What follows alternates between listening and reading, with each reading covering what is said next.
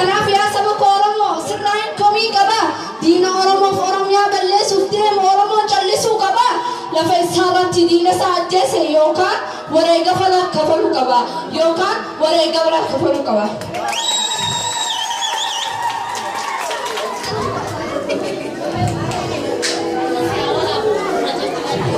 Namni diina isaa dheessee carraa lama dhaba.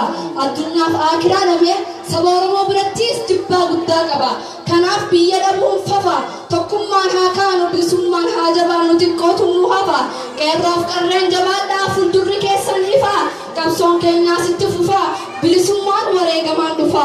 Bilisummaanis wareegamaan dhufa. Oppiidiyoon harree warra sammuu cufa. Oppiidiyoon diinaa saba koo Oromoo walitti qabaa guba. Oppiidiyoon diinaa saba koo Oromoo walitti qabaa guba. Qeerroof qarreen Oromiyaa gabrummaa jalaa baasuuf kaayyootti amanuun dirqama.